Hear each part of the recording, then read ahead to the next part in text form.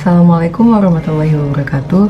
Perkenalkan, nama saya Andi Naya Salsabila dari kelas 10 IPA 2. Dan pada hari ini saya akan menceritakan sebuah hikayat yang berjudul Si Miskin.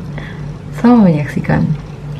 Alkisah pada zaman dahulu kala, ada sepasang suami istri yang sangat miskin, teramat miskin, di mana mereka sedang mencari makanan sampai ke sebuah negeri antah berantah yang dipimpin oleh seorang raja yang masyhur, namanya dialah Maharaja Indradewa.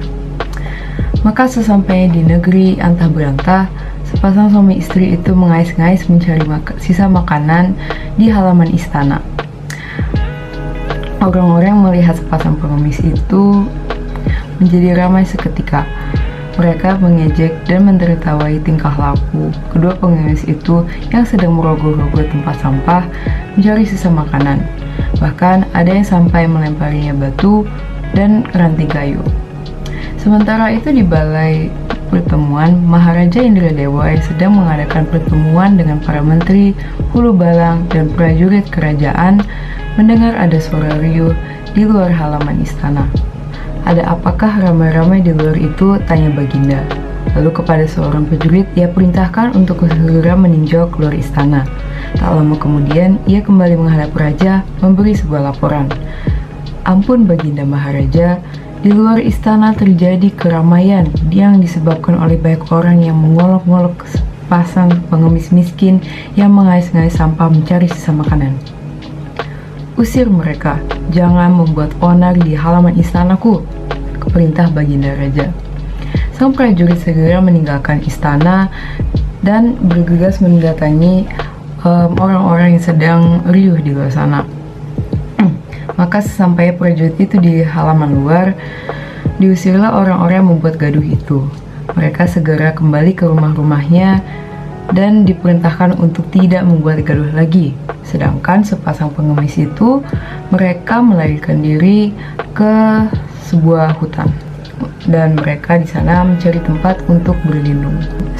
Selama sepasang suami istri itu berdiam di hutan, mereka tentunya mulai merasa kelaparan dan sang suami pun mulai pergi mencari makanan untuk istrinya dan untuk dirinya sendiri. Tapi kemanapun sepasang pengemis itu pergi, maupun hanya suaminya, mereka selalu saja diolok-olok, diejek, dan diusir dari tempat-tempat dan tidak ada yang mau memberinya makanan. Dan ini pun terus terjadi selama waktu yang lama, sehingga akhirnya mereka sudah mulai merasa pasrah gitu, merasa putus asa. Demikianlah hidup semiskin itu sehari-hari, kelaparan menahan lapar, serasa mati dalam hidup, hendak minta makan ke rumah orang, tapi takut.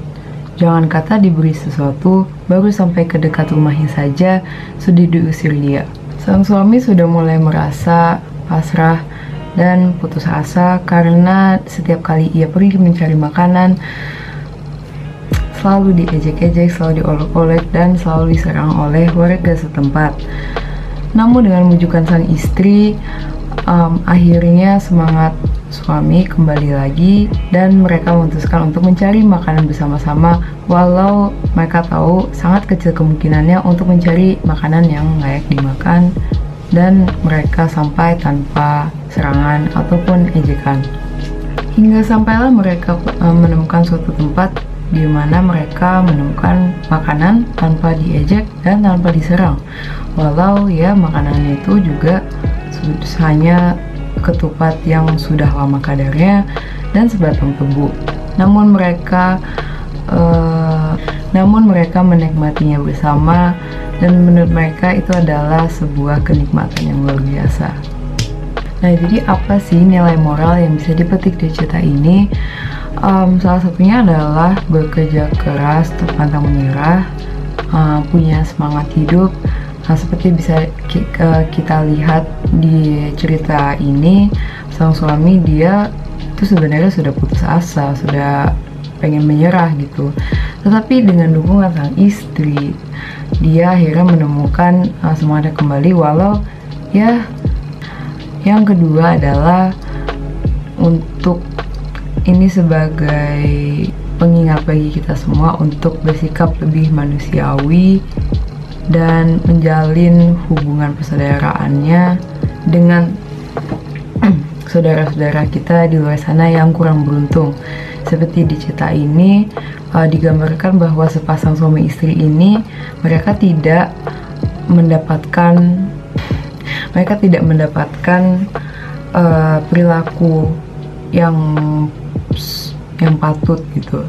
Memang sebaiknya kita tidak boleh mencontoh orang-orang yang menyerang dan mengolok-olok mereka yang kurang beruntung.